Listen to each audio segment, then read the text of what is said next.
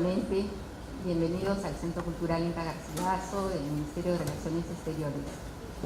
Estamos muy contentos de poder presentar esta noche el conversatorio Iquitos y los Imaginarios de la Amazonía, a cargo de Liliana Vidarte y Jorge Villacorta. Tengo un poco de paciencia porque el tráfico está terrible realmente y todavía no llega Jorge, pero creo que podemos empezar Liliana y luego ya, bueno, la alcanzará Jorge. Creo que es... Sí. Ok, ¿estás de acuerdo? Bueno, los dejo con Juliana, voy a presentarla brevemente. Juliana Vidarte es historiadora de arte, curadora e investigadora. Trabaja como docente en la Universidad Peruana de Ciencias Aplicadas y en la Pontificia Universidad Católica del Perú.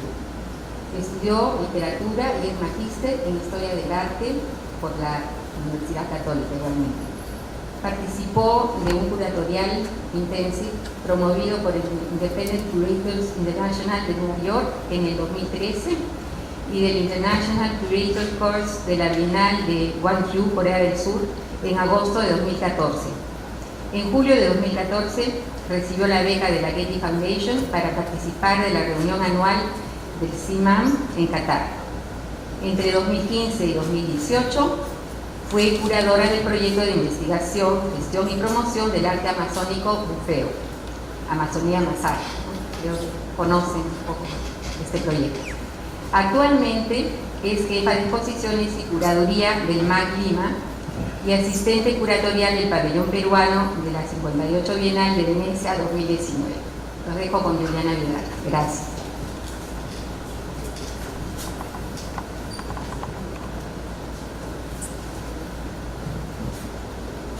Hola, ¿sí? ¿Mejor? ¿Sí? Hola. ¿Ahí está mejor? ¿Sí? Perfecto. Bien, hola a todos. Yo quiero agradecer a Malú por la invitación. Creo que para mí es interesante volver a pensar estos imaginarios amazónicos a través de su propuesta, de su proyecto. Y quiero agradecer también al Centro Cultural Inca Garcilaso por la invitación para conversar con ustedes hoy.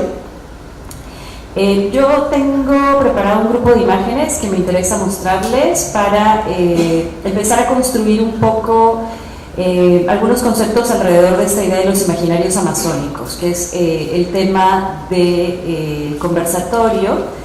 Y estos imaginarios amazónicos yo los centro un poco también en el espacio Iquitos, que ha sido finalmente el espacio de mi investigación, ¿no?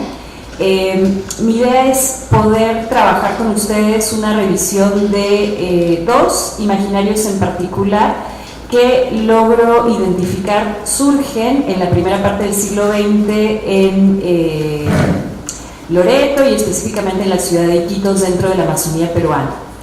Y luego lo que quiero que veamos es cómo estos imaginarios tienen una reinterpretación, un giro, una renovación desde la voz de ciertos artistas, parte de la intelectualidad iquiteña que se gesta alrededor del cuarto centenario del descubrimiento del Amazonas. Y me interesaba hablar de este tema porque la hipótesis de mi tesis de maestría era que, claro, esta generación en los 40 y adelante propone una gran renovación del imaginario amazónico y de estos imaginarios previos, pero reconocía que de cierta manera estos imaginarios permanecen aún hoy en día. Y creo que ese sería mi aporte o mi idea para que pensemos hoy, ¿no? Cómo hay ciertos cambios, pero también hay ciertas ideas que aún después de cientos de años se mantienen sobre la Amazonía peruana, ¿no? Ideas y prejuicios. Bien, los dos imaginarios que les propongo que pensemos, uno es el de la Amazonía como el pueblo sin tiempo y el otro es el de la Amazonía como el paraíso del diablo.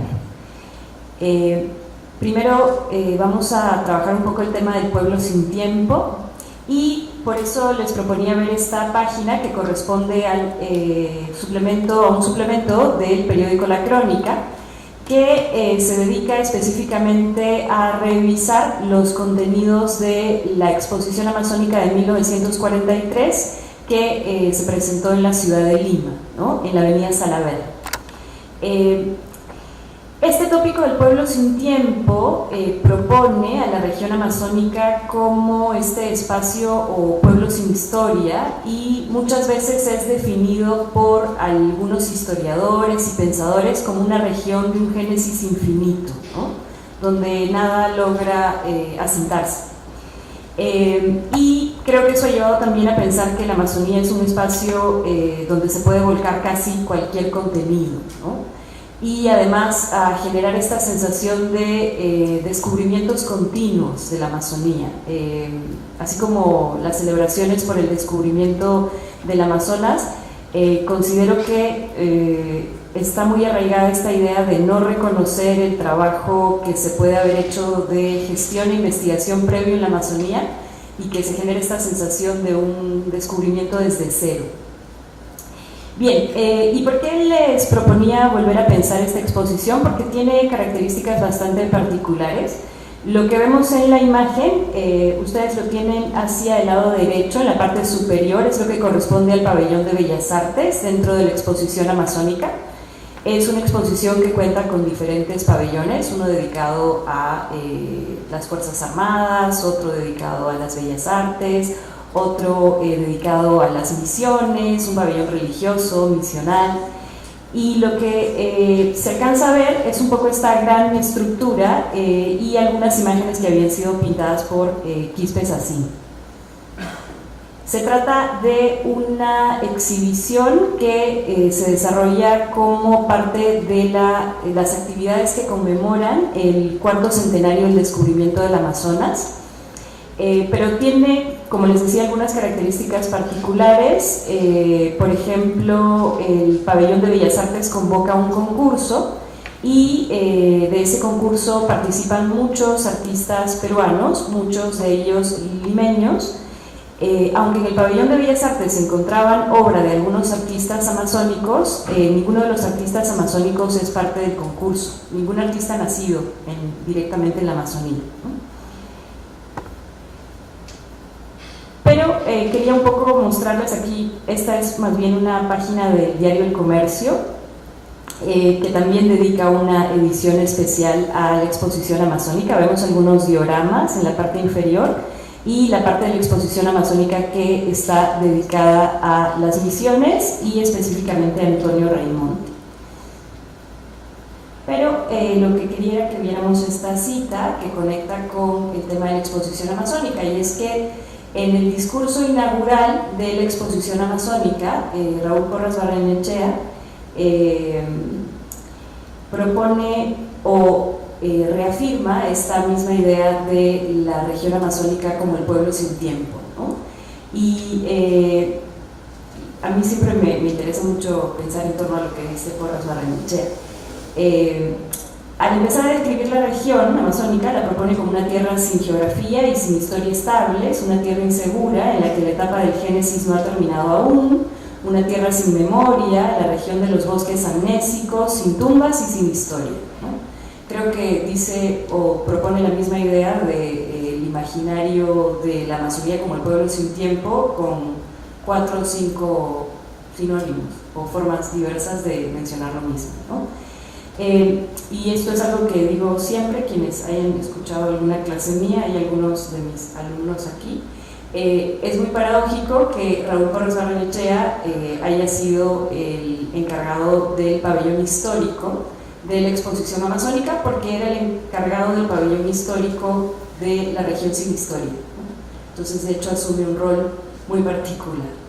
Bien, y entonces les quería mostrar un poco esto relacionado con la exposición amazónica para que pensemos cómo se reafirma desde un proyecto del Estado peruano esta mirada sobre la Amazonía bajo este tópico, ¿no? Y de hecho, algo que también puede permitirnos pensar en este tópico de la región sin historia es algo que también ha sido abordado desde el trabajo de Cristian Bendayán, y es la problemática de la fecha de la fundación de Iquitos. que es algo que permanece de cierta manera en discusión y que llevó a largos debates a lo largo de todo el siglo XX. La celebración de la fundación de Iquitos hoy en día es el 5 de enero, pero esa fecha se ha discutido mucho. Lo que celebra la fecha es la llegada de los vapores que envía Ramón Castilla, y lo que vemos aquí es una pintura, un mural que hizo César Calvo de Araujo, hoy sabemos en 1947, por mucho tiempo se pensó que había sido en 1963, en el Palacio Municipal de Maynas, ¿no? Y es una escena que busca mostrar este supuesto momento de la llegada de los vapores que envía Ramón Castilla, es decir, la llegada de la misión civilizadora, la Amazonía. ¿Por qué se dan estas discusiones sobre la fundación de Iquitos? Hay diversos factores. Uno, o la gran pregunta, es por qué es necesario fijar la fecha de fundación de la ciudad en un hecho que enfatiza la supuesta llegada de la civilización, ¿no? Como es este envío de los vapores. ¿Por qué no podría ser otra fecha previa que tenga directamente que ver con la historia de la ciudad, ¿no? ¿Por qué es tan necesario reafirmar esta problemática de la ciudad amazónica civilizada, o construir a Iquitos como la ciudad amazónica civilizada, ¿no? Y luego el otro tema es que los vapores que envía Ramón Castilla llegan en diferentes momentos, no llegan todos juntos, y eso hace que la fecha entonces sea una celebración un poco ambigua, porque no marca la llegada final o la instalación de toda la factoría, ¿no? Pero bueno, lo que quería entonces es sumar este hecho en particular, esta problemática, esta falta de una fecha fija, para hacer un poco más compleja la construcción de este imaginario de la Amazonía como un pueblo sin tiempo, ¿no? Y sumado a eso, como les había comentado, me interesaba también que pensemos un poco la manera en la que se gesta otro imaginario sobre la región amazónica, y es el del paraíso del diablo, ¿no? Que conecta directamente con un tema que aborda Malú, si han visto, me imagino ya, su exposición, que es la problemática del boom cauchero a finales del siglo XIX y los primeros años del siglo XX, ¿no? Pero bueno, lo que coloco aquí es una fotografía, en este caso está firmada por Charles Crowley, y en este caso todavía vamos a ir paso a paso para llegar a las fotografías sobre el caucho, pero esta fotografía nos ayuda a pensar algunos detalles sobre cómo se va a ir organizando este imaginario en particular. Esta fotografía aparece en publicaciones con el rótulo de Campa del río Palcazú, pero de hecho, gracias a Nora, sé ahora que no corresponde la forma de vestir a un ciudadano amazónico de la región. Pero lo que eso nos permite pensar es cómo, o la función que cumple finalmente la fotografía en la creación de este otro imaginario sobre la Amazonía peruana, ¿no? La fotografía va a tener un uso muy particular dentro del desarrollo de este momento.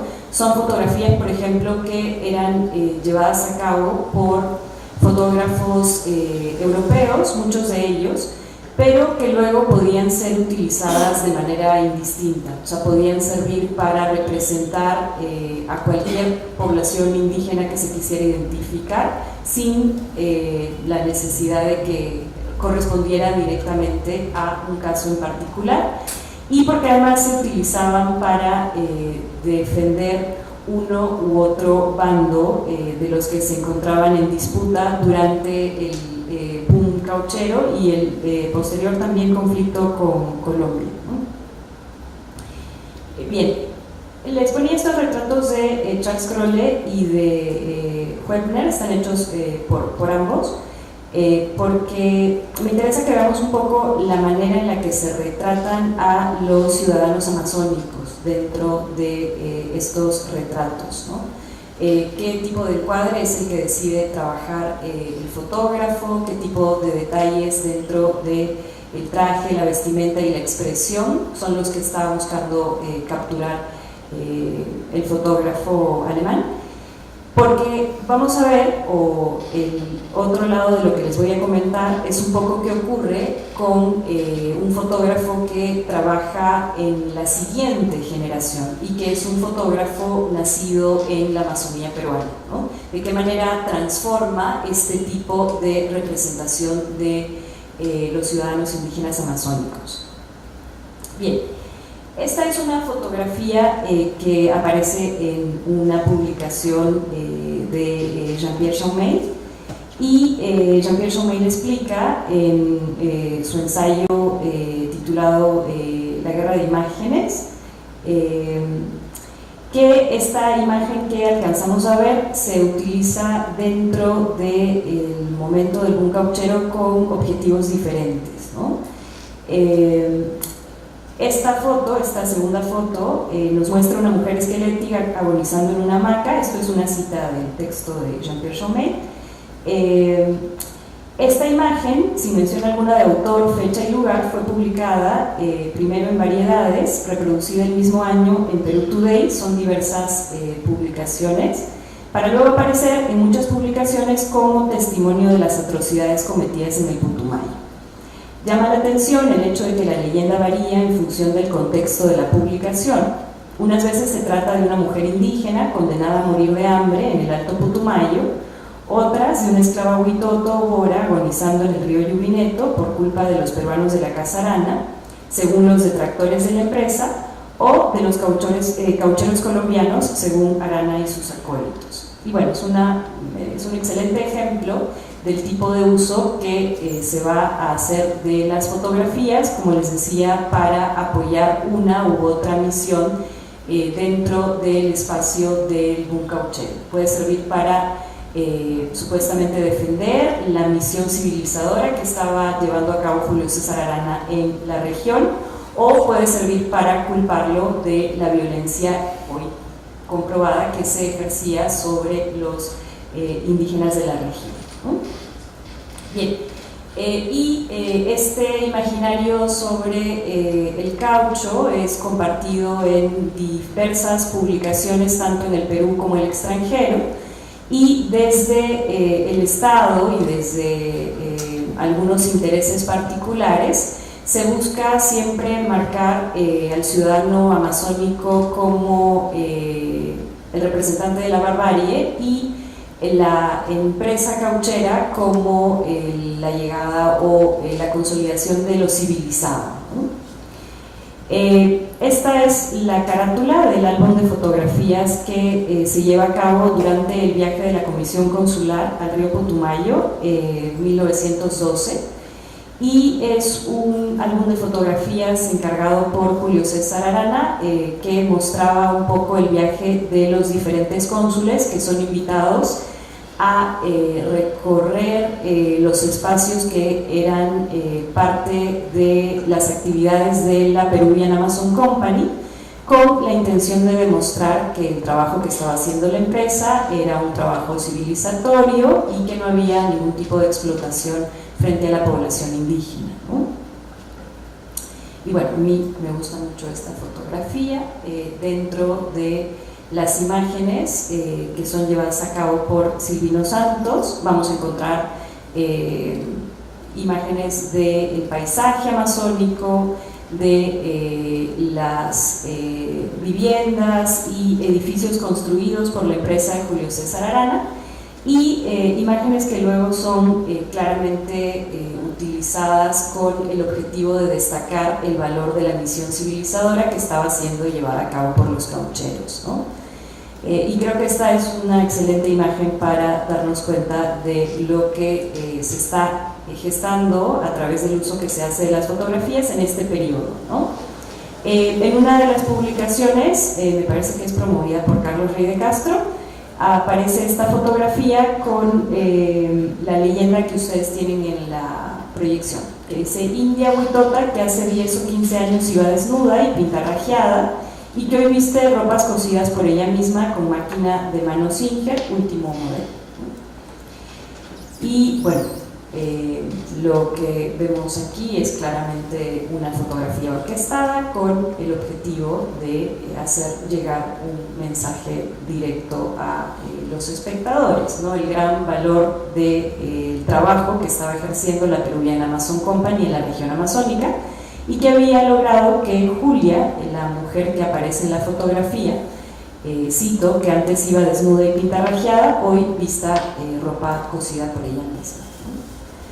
Y bueno, encontramos la máquina de coser, en este caso como el símbolo de la modernidad que irrumpe dentro de la imagen, ¿no? Y el traje blanco que suelen vestir las mujeres que ya han sido civilizadas en las fotografías que son parte de este álbum, ¿no? Si les interesa ver el álbum, está colgado completo, íntegro en la web, solo tienen que colocar álbum de la expedición consular de 1912 y van a encontrar todas las fotografías. Y luego a mí siempre me gusta decir que la fotografía nos miente y nos engaña, pero hay cosas que permean en la foto y que también a veces parece que nos quieren decir ciertas verdades, como ese otorongo falso que tenemos hacia el lado derecho, que aparentemente es un otorongo disecado y que, no sé, yo siempre digo, nos grita, soy una fotografía falsa, ¿no? De alguna manera. No sé, me han dicho de todo, que parece un peluche, yo digo, no creo que sea un peluche de la época, pero nos muestra lo antinatural o lo irreal de la situación que estamos viendo. Antinatural no estaba tan bien usado. Bien, ay, perdón. Disculpen, ¿no? Bueno, me falta aquí. Sí. Creo que voy a avanzar un poquito más rápido para no tomarme demasiado tiempo. Solo quería mostrarles esta fotografía que también es parte del trabajo de Charles Crowley, y quería mostrarles un poco la manera en la que luego estas fotografías son transformadas en las postales, ¿no? Esta es la fotografía original, en la que vemos también evidentemente una puesta en escena planteada por el fotógrafo y a los ciudadanos amazónicos, ¿no? Vistos de frente, pero luego lo que termina por cerrar esta manipulación de la imagen ocurre cuando desde el estudio Pollack la fotografía es coloreada y luego rotulada, ¿no? Se le coloca un título. Los personajes son vestidos, lo que genera además una imagen muy diferente a la que veíamos previamente, pero lo que más llama la atención es el rótulo, ¿no? El rótulo de indios antropófagos que se coloca, no sé si lo alcanzan a ver, bajo la imagen, ¿no? Y que cierra un poco esta idea de representar a los ciudadanos amazónicos como la bárbaro o la barbarie dentro de la Amazonía, y la presencia del Estado, la presencia de la empresa de Julio César Arana, los rasgos de modernidad como parte de la consolidación de las misiones civilizadoras, ¿no? Bien. Luego tenemos entonces un poco lo que quería comentarles es que identificaba la presencia de estos dos imaginarios a inicios del siglo XX en la Amazonía peruana. Uno que piensa la Amazonía peruana como el pueblo sin tiempo y otro que piensa la Amazonía peruana como el paraíso del diablo, ¿no? Y de hecho esto viene de una publicación en particular que se hace también en defensa de alguna manera de los ciudadanos indígenas y culpando a Julio César Arana. Sobre eso lo que luego quería proponerles pensar es cómo al mismo tiempo de que se están gestando estas representaciones, desde el trabajo de algunos artistas amazónicos hay un vuelco muy particular hacia la representación del paisaje, ¿no? Y lo que vemos aquí es una obra de Otto Michael, el entomólogo alemán, que trabaja a finales del siglo XIX y la primera parte del siglo XX en el Perú, en la región de la Amazonía, y esta es una vista del puerto de Iquitos, ¿no? y es una pintura muy particular porque muestra la ciudad. Normalmente lo que vamos a encontrar dentro de la tradición de la representación del paisaje amazónico no incluye el espacio urbano, ¿no? Hay como una tendencia hacia representar o generar una mirada muy estética del paisaje amazónico, pero no necesariamente concentrado dentro del espacio de las ciudades. Por eso finalmente esta pintura de Otto Michael es una pintura importante. Bien, y lo que vemos entonces, o lo que quería comentarles, es que sí vamos a encontrar, además de estos dos imaginarios, desde el trabajo de los artistas, una tendencia hacia la representación del paisaje, ¿no?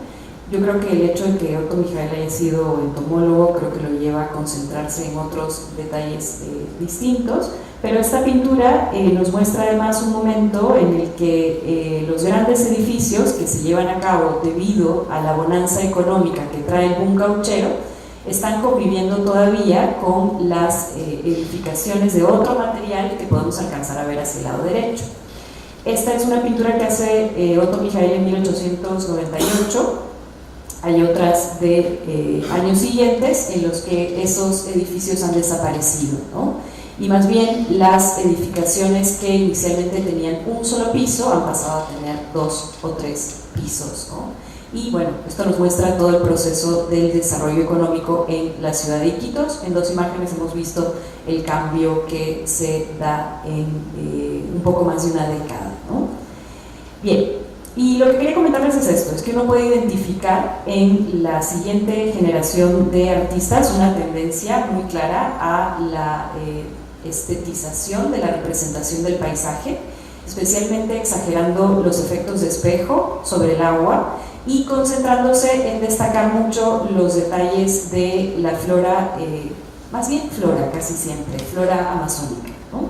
Esta es una pintura de Manuel Bernuy Ortiz, y esta es una pintura de Juana Ubillús, ¿no? Normalmente lo que vamos a tener es una vista de la amplitud del río. Los ciudadanos amazónicos o pobladores ribereños en comparación al paisaje se ven muy pequeños, ¿no?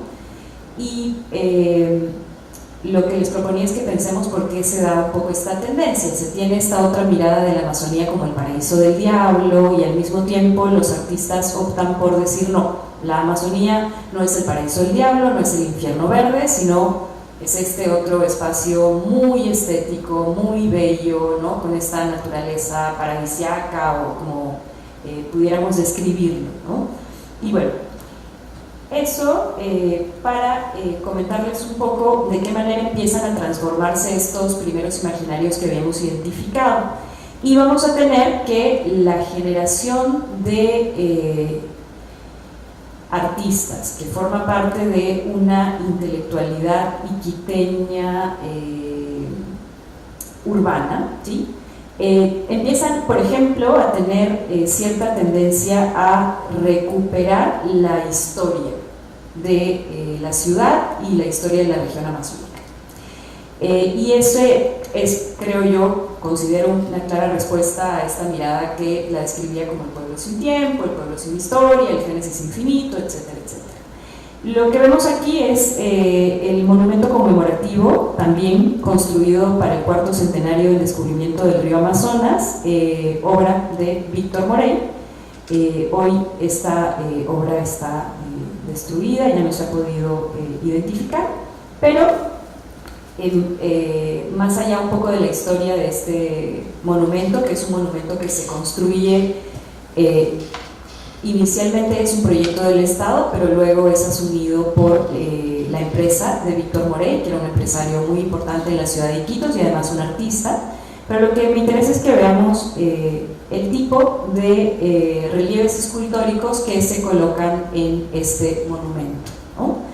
Porque creo, de alguna manera, nos van a plantear una mirada de los tópicos previos, renovada, pero renovada con otros estereotipos, ¿no? Como un cambio de estereotipos.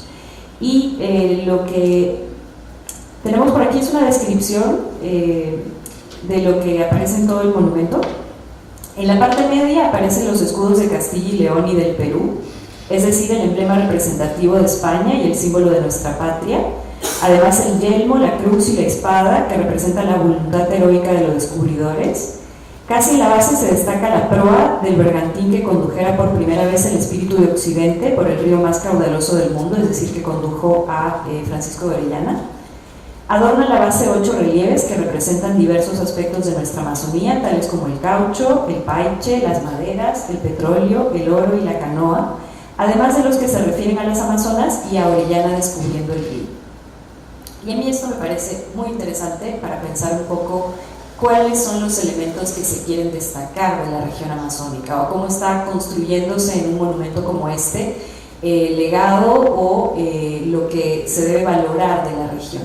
Primero, y eso va a ocurrir en todos los casos de los artistas de esta época, quieren marcar una clara relación con España, directamente con el descubridor Francisco de Orellana, y luego, creo yo, alcanzamos a ver un poco cómo se entiende la región amazónica como un espacio del que se pueden tomar muchos recursos, ¿no? Están todos los recursos diversos representados, pero también hay una intención de, y lo alcanzamos a ver en la parte superior con el personaje que está talando el árbol y el personaje que está pescando el paiche, también está la intención de representar al ciudadano amazónico trabajando.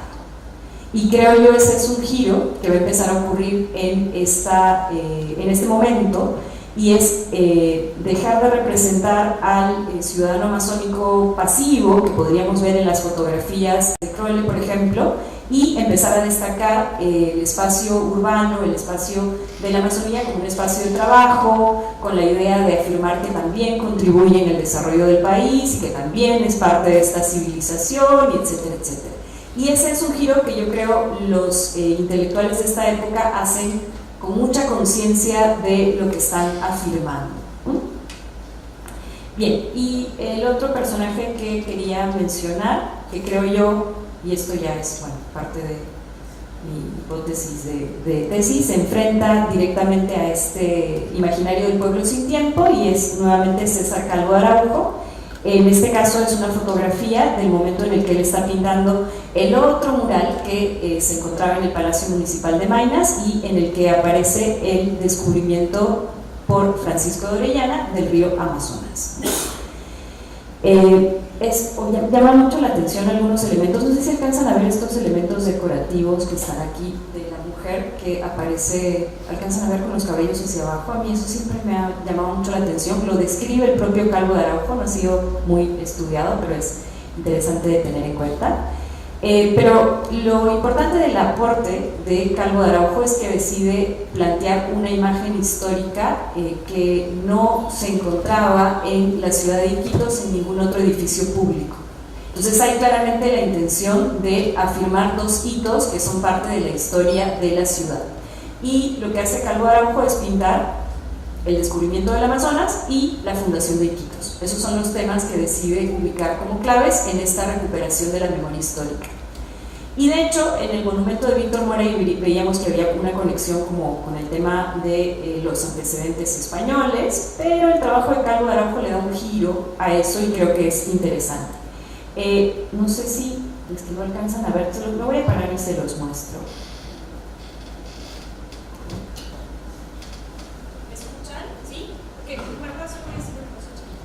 Lo que quiero es que vean el detalle que está por aquí, ¿sí? No sé si lo alcanzan a ver, pero aquí hay un rostro. Y es el rostro y el cuerpo de un indígena muerto que había colocado Calvo de Araujo en la pintura original.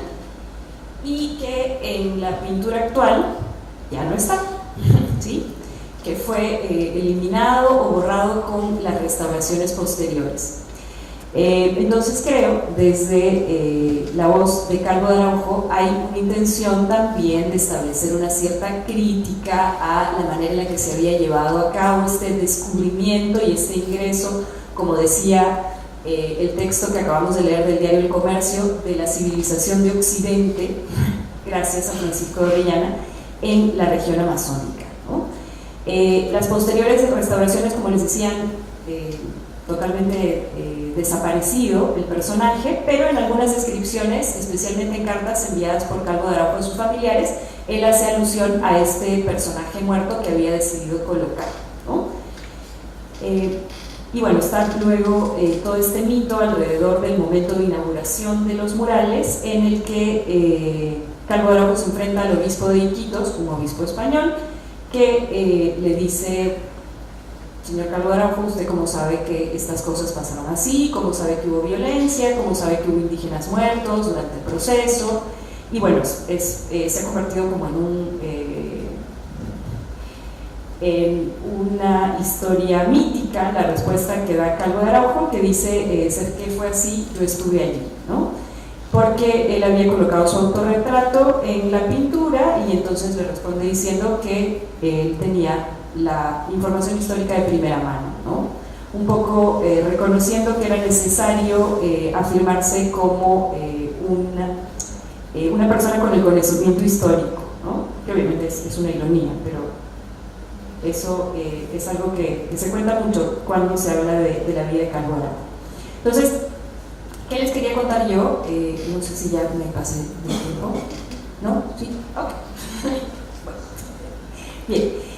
Y entonces lo que les había comentado al inicio es que quería que pensáramos que tenemos estos dos imaginarios afianzados, uno el del pueblo sin tiempo, que conecté un poco con el discurso de Porras Barrenechea y el caso particular de la exposición amazónica, y luego esta imagen de la Amazonía como el paraíso del diablo. Habíamos hablado un poco de esta tendencia hacia la representación excesivamente estética del paisaje, muy rápidamente lo vimos, y luego creo que lo que tenemos que reconocer es que la generación que está trabajando en el contexto del cuarto centenario del descubrimiento del Amazonas, es decir, pintores, intelectuales, escritores, sí tienen la necesidad de cambiar esos estereotipos.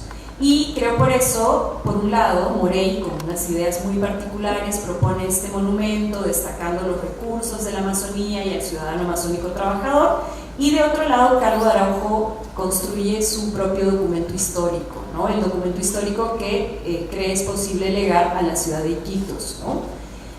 Bueno, como vemos además en la imagen, este mural sufrió semi-destrucción del mural en la primera parte del siglo XXI, y esta fotografía nos muestra cómo se encuentra el mural actualmente. La bandera ahora, después de las restauraciones, es violeta y celeste, lo cual llama mucho la atención, pero se encuentra en el Parque Zonal, el Parque Zonal en Iquitos, debajo de una gran maloca, esperando ser ubicado en el Museo Amazónico que, no voy a mencionarlo, pero algunos de nuestros presidentes prometió hace muchos años.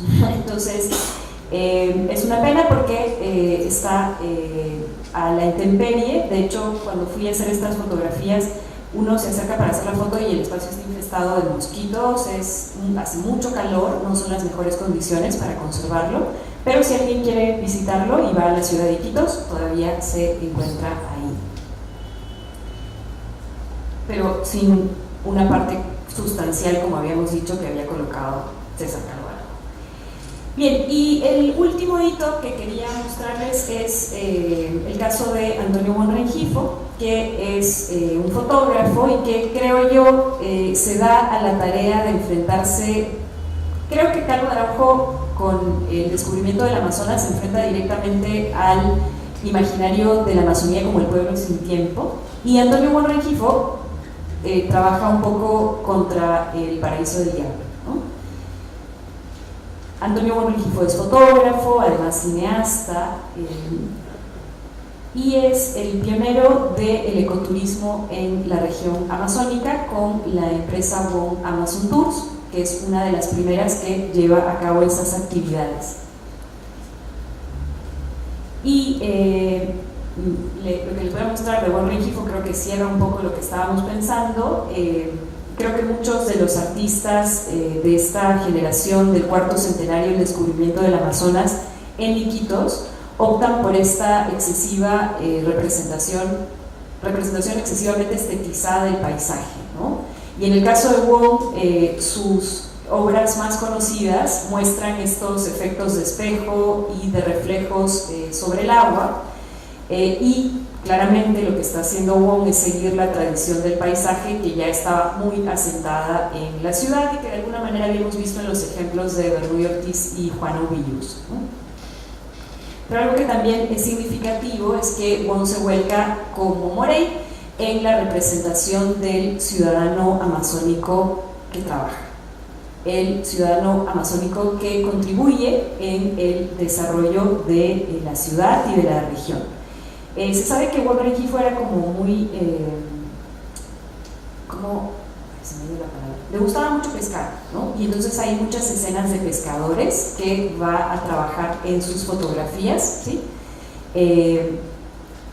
Pero luego también se va a concentrar en otro espacio de la ciudad de Iquitos, que es clave para pensar un poco en esta idea de civilización y barbarie, como lo va a hacer el puerto de Belén y posteriormente el mercado de Belén, ¿no? Que nos llevaría a toda otra conversación sobre las representaciones de Belén. Y lo que me interesaba es un poco ver el tipo de fotografías que capturen este espacio Wong, especialmente con los chaucheros, que son los personajes que cargan y trasladan diferentes objetos.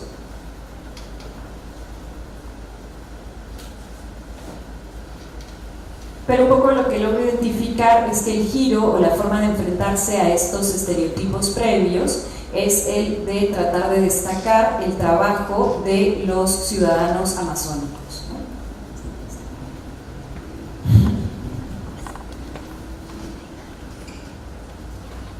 Y otro punto que lo hace muy diferente tiene que ver con cómo decide retratar a los ciudadanos de la Amazonía, y aquí creo que encontramos un claro paralelo entre la fotografía de Wong Rengifo y las imágenes de Charles Crowley que vimos previamente, ¿no?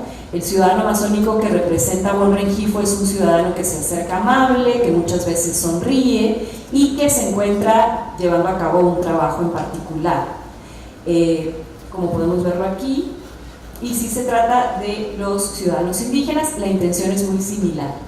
Y entonces creo que nos damos cuenta de que Wong Rengifo es muy consciente de que está transformando este imaginario previo. Pero lo que llama la atención de la transformación generada por Wong Rengifo es que, claro, lo hace además con una intención hacia el turismo, porque él además se dedica a la empresa de turismo, sus fotografías se convierten en postales. Entonces creo que hay toda una dimensión mayor que pensar a partir de esta reinterpretación. Y bueno, para terminar, a mí me gusta siempre ver esta fotografía, que es la tarjeta de Navidad y Año Nuevo que envía Wong Rengifo entre 1959 y 1960, ¿no? O de parte de Wong Amazon Tours, ¿no? Y me parece interesante analizar porque muestra por un lado el puerto de Belén en Iquitos y por otro lado los indígenas yaguas que vivían cerca del río Manití, donde él tenía su lodge y sus empresas de turismo. Bueno, porque además lo que vemos aquí es un poco como la síntesis de esta mirada que está tratando de enfrentarse al estereotipo de la Amazonía como el paraíso del diablo, ¿no? La mirada del puerto de Belén, del espacio de comercio, de un espacio en el que se da un poco esta ebullición de la presencia de la nueva civilización en la Amazonía, y la conexión de alguna manera con la tradición o con el pasado en la población de los ciudadanos yaguas. Y bueno, yo tengo una interpretación aquí que puede parecer un poco exagerada, pero igual se las voy a contar, y es que claro, lo que hace Wong muy inteligentemente es utilizar el puerto de Belén por razones obvias, por el nombre de Belén, para colocarlo sobre el saludo de Navidad, pero luego proyecta el saludo de Año Nuevo sobre la imagen de la población indígena, algo que se ha hecho continuamente en la Amazonía, y es colocar a la Amazonía como la supuesta respuesta para nuestro futuro, y se ha hecho muchas veces, pero se ha hecho muchas veces sin el cuidado, el apoyo, la promoción necesaria para que eso se dé. Pero, o sea, me parece que también lo encontramos un poco aquí. Y bueno, en resumen eso era lo que quería comentarles y que pensemos un poco juntos cómo estos imaginarios se renuevan, se transforman desde la mirada de artistas como Antonio Wondrenhif o César Calvo Araujo, pero cómo de una u otra manera transformados permanecen en el siglo XXI y podríamos seguir hablando de esas mismas miradas que se repiten en la forma en la que estamos entendiendo hoy la región amazónica. Eso es todo. Gracias.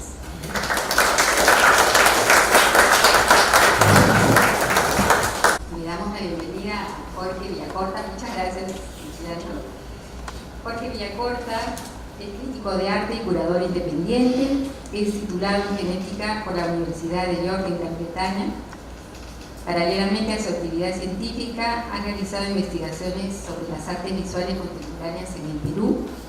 Ha sido curador y co-curador de destacadas exposiciones con documentos, 3 décadas de fotografía en el Perú, 1960-1990, Biliger, fotografías, Roberto Huarcaya, muestra antológica, Max de Vargas y Emilio Díaz, 2 figuras fundacionales de la fotografía del sur andino peruano, 1896-1926, Isla Azul, láminas de Iquitos, que estamos presentando justamente abajo en nuestra galería, de Manu Cabellos, que está aquí con nosotros. Bueno, los dejo con Jorge. Gracias.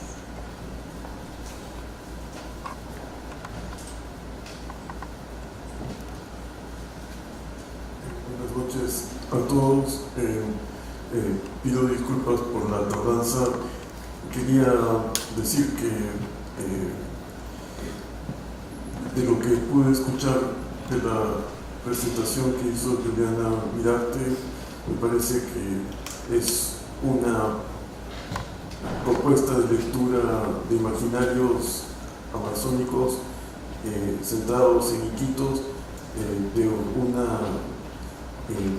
minuciosidad, al mismo tiempo agudeza en el análisis que realmente me parece que pone de relieve la investigación que Juliana ha venido realizando todos estos años.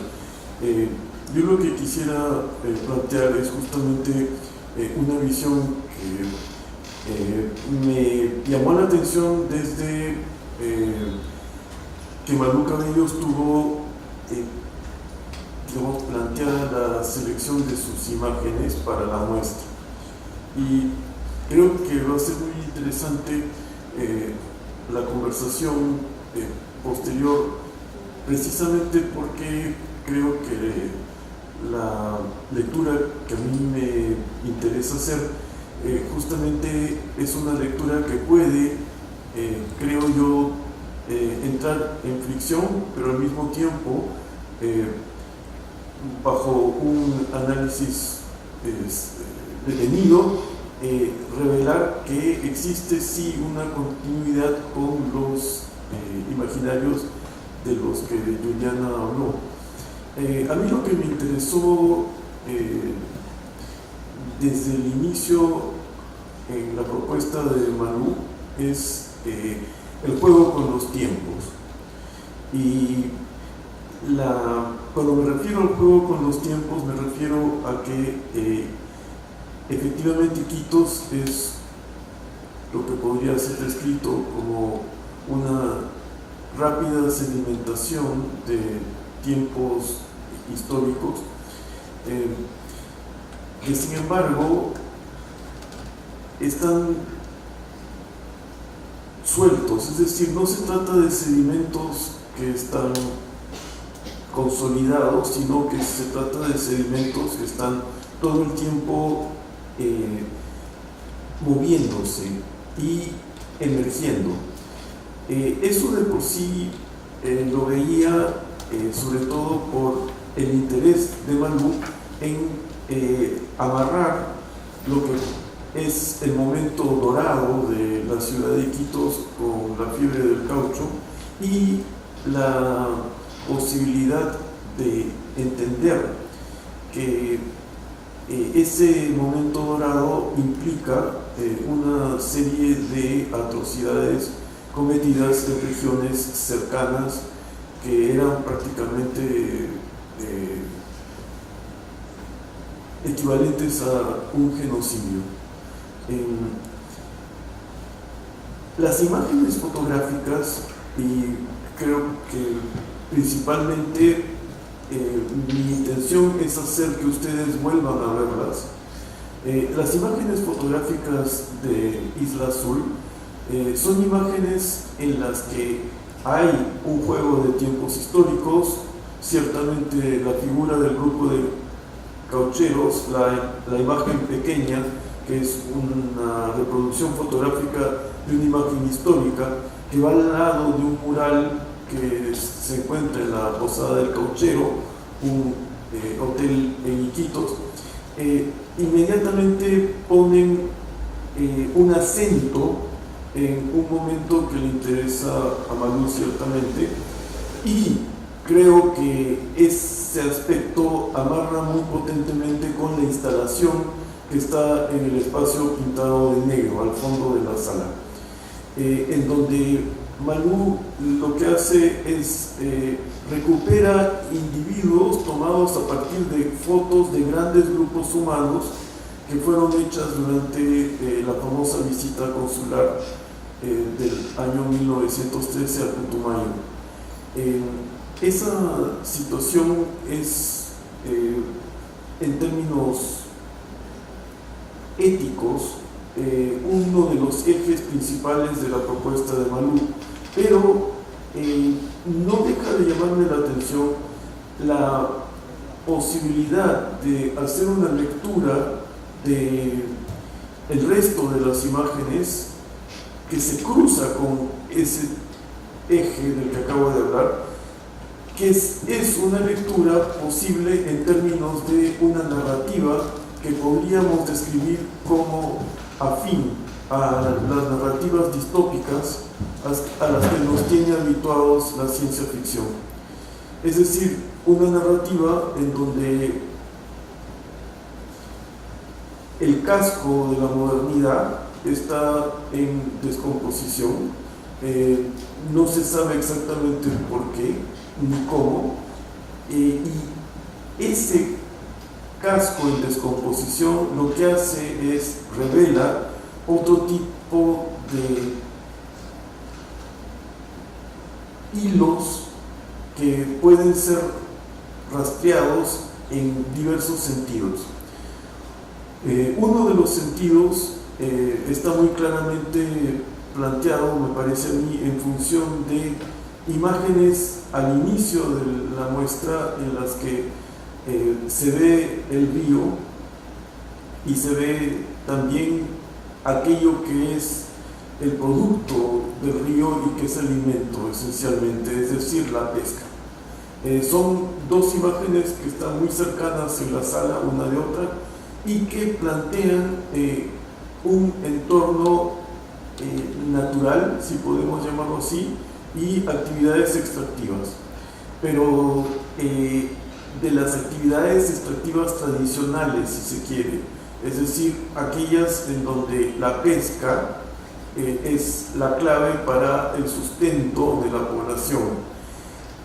Lo que viene a continuación en el resto de la muestra sí creo yo que merece una atención detenida, porque lo que hace es enfrentarnos con lo que podrían ser instancias en donde el artificio comienza a desplazar a la naturaleza y el urbanismo en un espacio como el espacio amazónico cobra un tono distinto. Creo que es muy importante considerar por qué Malú Cabellos no ha fotografiado aquellos lugares que son típicos, como por ejemplo,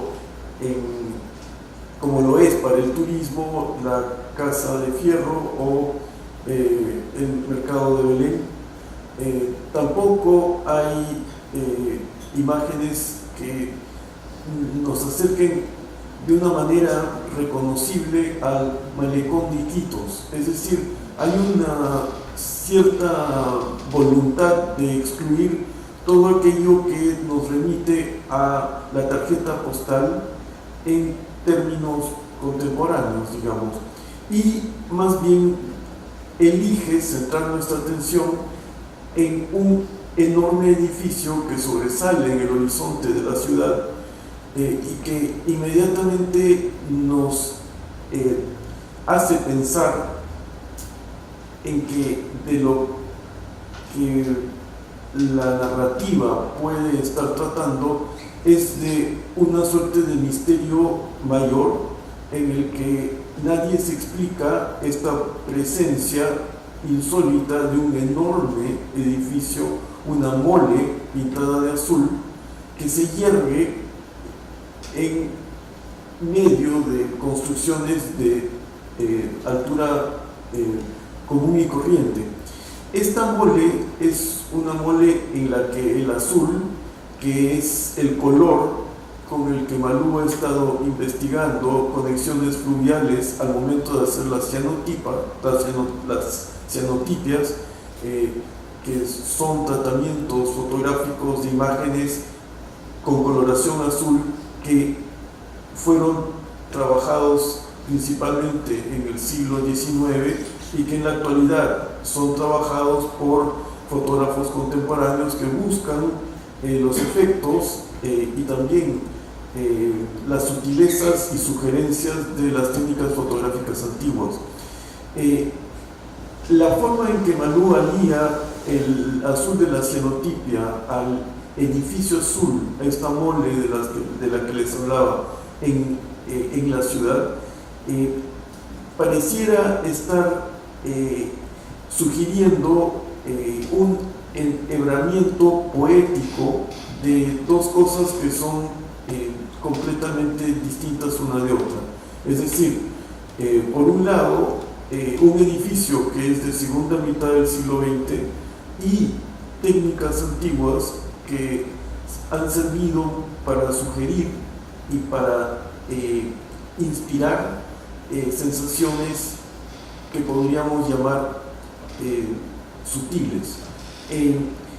El edificio no tiene nada de sutil. El azul está descascarado, como puede verse en algunas otras imágenes, y dentro de esta narrativa fotográfica planteada, este estado de descascaramiento también va de la mano con las imágenes que recrean el pasado de la fiebre del caucho. Hay dos imágenes que para mí son potentemente sugerentes de la distopía en la serie, además de la mole azul de la que les he hablado. Una de ellas es una solitaria imagen una imagen de una solitaria palmera golpeada por la lluvia y el viento, que es muy peculiar porque dentro de lo que podríamos llamar el entorno verde, que es un entorno amazónico, de pronto en la ciudad hay un aislamiento de un espécimen vegetal que está vivo, pero que está golpeado por la lluvia y el viento. Es decir, una soledad en un punto particular de la urbe. Y la otra imagen, que es una imagen que también me parece muy potente, es una imagen que está frente a esta en la sala, casi frente, que es de una estructura metálica que en realidad sirve esencialmente como soporte para desaguar como goteras, está en medio de la lluvia, y es una estructura metálica que tiene reminiscencias de forma vegetal, es decir, como si de lo que se tratara dentro de esta posible construcción narrativa fuese de presentar cómo en un sentido contrario a lo que se tiende a producir cuando se fotografía iquitos consciente o inconscientemente, lejos de naturalizar, Malú Cabello se está artificializando, y de pronto lo que ocurre es que estamos enfrentados a un paisaje en el que lo que habitualmente nos muestra el turismo de Iquitos puede estar ausente, y emergen otras variantes de la modernidad que tienen que ver con aquellos elementos constructivos que desde el momento en que fueron planeados en el desarrollo de la tecnología han imitado muchas veces a la naturaleza, y eso es algo que desde mi punto de vista agrega a la forma de mirar a Iquitos. Es decir, Iquitos tiende a ser considerada en términos casi románticos, precisamente por todo aquello que está ligado a su existencia al lado del Amazonas. Pero, ¿qué pasa si es que descartamos los elementos románticos y nos enfrentamos con la ciudad en términos de una urbe surgida en medio de la Amazonía, para lo cual se ha tenido que planear medianamente y seguir un plan urbano que luego se ha ido desilvanando, y que al mismo tiempo que se desilvana, lo único que hace es reafirma la condición de aislamiento de la ciudad puerto, de modo que las únicas vías que le quedan abiertas son las vías fluviales. Es una imagen que resulta muy poderosa, sobre todo cuando consideramos que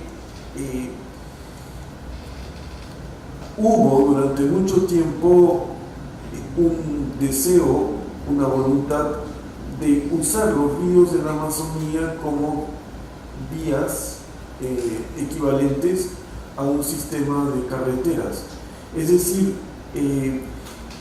la idea de que a través de los ríos uno puede navegar toda la Amazonía es una idea que ha sido sostenida y argumentada positivamente a lo largo del tiempo en distintas ocasiones.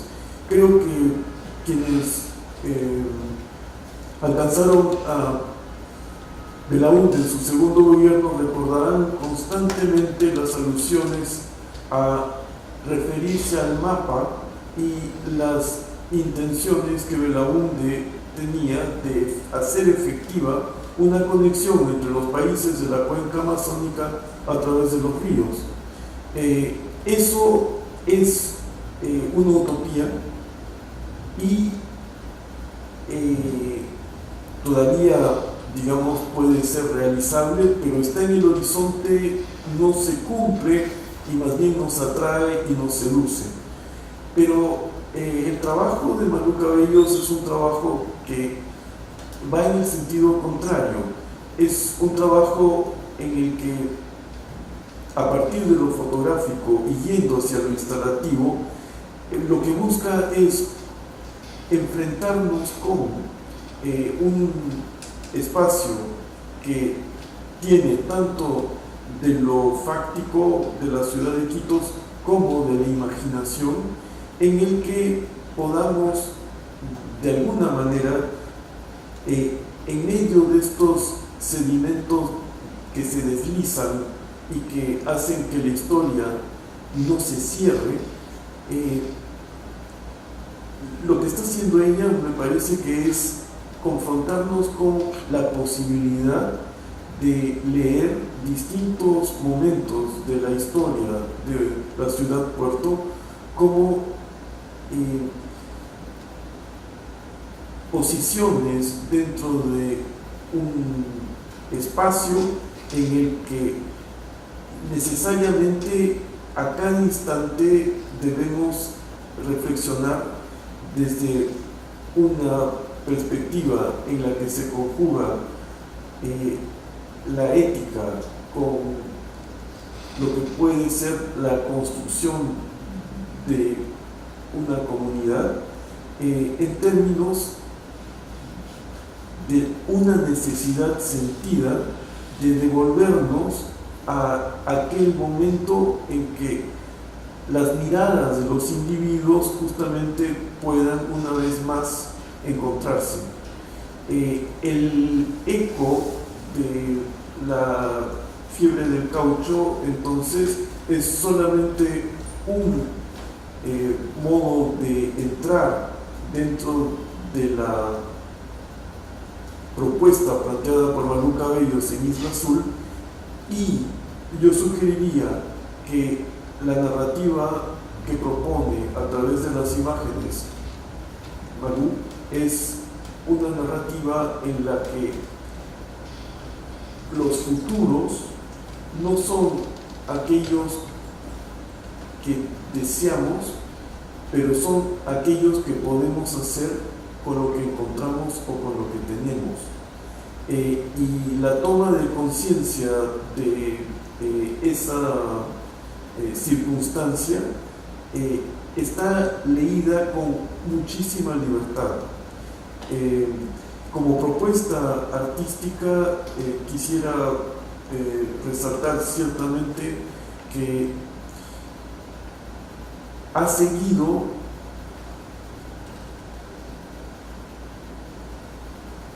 una dinámica que pocas veces he visto producirse tan rápidamente, y es una dinámica en la que encontrar los materiales precisos para cada punto de la propuesta ha sido crucial, y creo que incluso en esa decisión de trabajar con materiales para comunicar distintas densidades del ser, revela al mismo tiempo un deseo y una voluntad de exploración y de apertura a cada trama posible dentro de un espacio que, aunque ha sido retratado muchas veces, no logra ser fijado. Creo que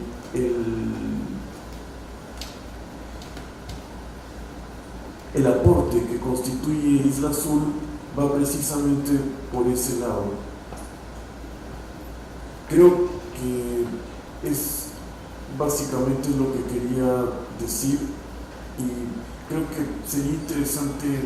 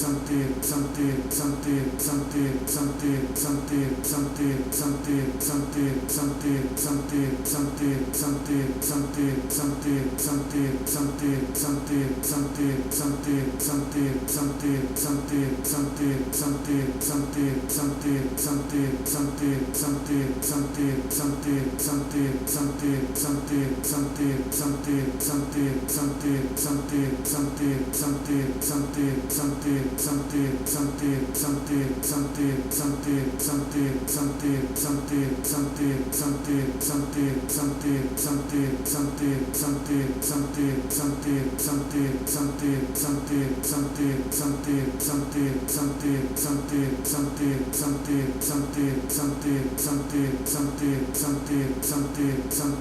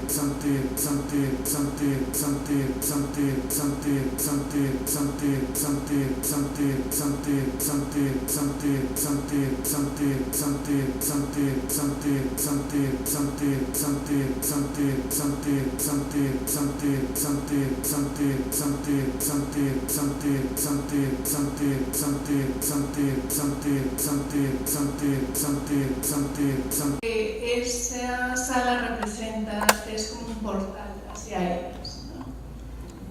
Y no sé, tal vez me puede comentar. Bueno, sí, de hecho creo que es como el inicio de una relación, algo así, ¿no? Un inicio de relación con una región con la que yo no había trabajado aún. Yo tengo un trabajo que dediqué varios años, pero era básicamente sobre la región, básicamente la zona andina, que es un trabajo donde recogí un poco de lo que es la memoria del recuerdo de los incas. Y bueno, estaba muy ligada a eso, bueno, también porque mi familia mi mamá es de Ancash, mi papá también es de la Sierra de la Libertad, entonces era como que lo primero, ¿no? Este es como el primer acercamiento, el primer trabajo ya más consciente sobre el tema sobre la Amazonía, ¿no? Empecé por Iquitos, sí. Y lo que tú me dices de que es como un portal, o sea, sí siento, ¿no? Que es como el inicio de una relación, o sea, de hecho llegando a la ciudad, lo primero que me llamó la atención es, de hecho, es cómo puede, o sea, esta ciudad que vive con este clima, con estas cosas y con ese pasado, ¿no? Entonces, entrar un poco hacia ese pasado, ¿no? Eso ha sido algo bastante intenso, ¿no? Ha sido algo bastante intenso y pienso que es algo que no ha terminado todavía, ¿no? Como el inicio de algo así.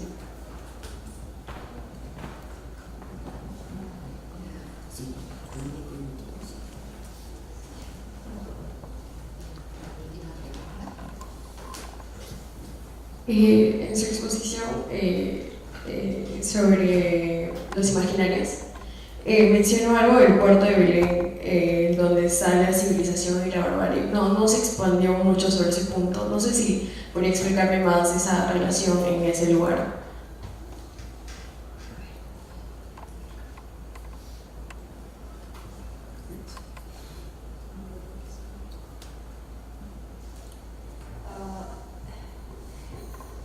Creo que tenía en mente la forma en la que muchas veces ha sido leído el puerto de Belén, porque de hecho es el espacio de conexión directa con el río y al mismo tiempo la llegada de embarcaciones que, algo que ya había comentado Jorge también, permitían esta interconexión con otras ciudades. Y de hecho se ha utilizado siempre como un espacio de convivencia de elementos opuestos, ¿no? Como un espacio en el que se anclaban estas embarcaciones inicialmente, pero luego estas embarcaciones que estaban pensadas para circular quedaban ahí y se convertían en casas, y se convirtieron en casas. Entonces está esta ambivalencia entre lo que avanza y lo que permanece, ¿no? O luego este espacio que conecta directamente con los elementos naturales de la Amazonía, pero que al mismo tiempo son el punto de ingreso a la ciudad, ¿no? Y de hecho hay algunos estudios. Boris Pretel, un arquitecto que ha trabajado sobre arquitectura de la Amazonía, recuerda un poco cómo el puerto y el mercado y el puerto de Belén hacen de alguna manera las veces de la portada de las ciudades en la Edad Media, ¿no? Y bueno, Boris lo usa para eso, para marcar que también es como un punto de límite entre lo que está dentro y lo que está fuera de la ciudad. Y yo lo que proponía es que también es un espacio complejo en el que por un lado está esta ebullición del comercio, que puede hablar del posible desarrollo de la ciudad, y al mismo tiempo hoy en día el puerto y el barrio de Belén son un espacio de mucho conflicto por la situación precaria en la que se encuentran, ¿no? Entonces siempre a lo que quería llegar es que es este espacio como de ambivalencia, o no, de paradójico, ¿no? En el que encontramos opuestos que conviven, ¿no? Sí. Yo solamente quería invitarlos a bajar a la sala. Sí, me pareció una buena idea, magnífica sugerencia, vayamos a la sala. Vamos a